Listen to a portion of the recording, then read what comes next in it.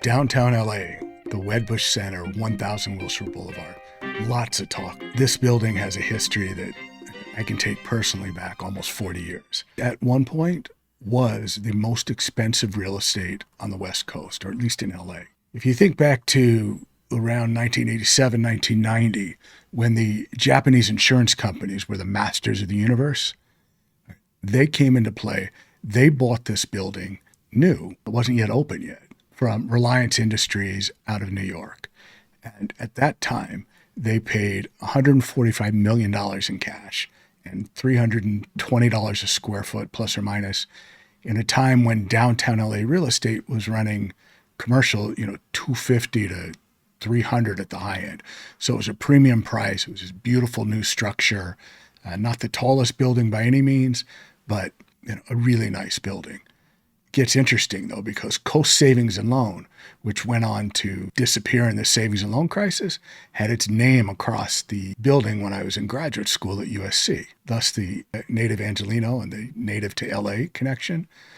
When I was in business school, I wanted to come back and work for a bigger investment bank. I'd already been in the industry, securities industry, for a number of years, and I worked full-time and went to school full-time day. I was lucky enough to have a situation where I could do that. So I participated in the full-time day program at USC Marshall School of Business, and jobs were tough to come by, though. We graduated in 92. My partner and I went to work for Wedbush Morgan Securities, which at the time was just a large tenant, but in that building. They had a beautiful trading floor. Great stories about Ed Wedbush that I won't share here, maybe at a later date. His sons are still involved and run the business. And it gets interesting because they're now pulling out. The anchor tenant, name across the top, they're pulling out.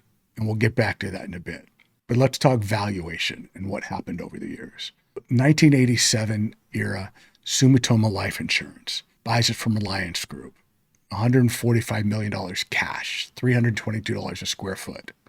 In 2004, 17 years later, they mark it down. They sell it for about $120 to Beacon Capital Partners.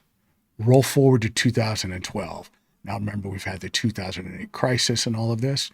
Well, a group that included Lehman Brothers and Broadway Partners sells the property for $130 million. So they made a couple of bucks on it, perhaps. But then in March 18, this is where it gets interesting. Lincoln Property sells it to Cerberus, well-known group out of New York, for $196 million. $415 a square foot, $196 million. Keep that in mind for a second, because now, 2025, the appraised value on the property is $60 million, down almost 70%. Think about that, 70% since 2018. And Wedbush Morgan Securities, which is the largest tenant, I'm thinking 100,000 square feet in the building, roughly 25% of the building. They're pulling up stakes and moving to Pasadena. Now, the world has changed. The brokerage business, by that I mean investment banking business, has changed. Still, anchor tenants pulling out. The son's taking, dad's name off the top of the building and going to Pasadena. I wonder what Ed Wedbush would have to say. I have some crazy conversations with that guy going back to the 90s, man. But that's for another time.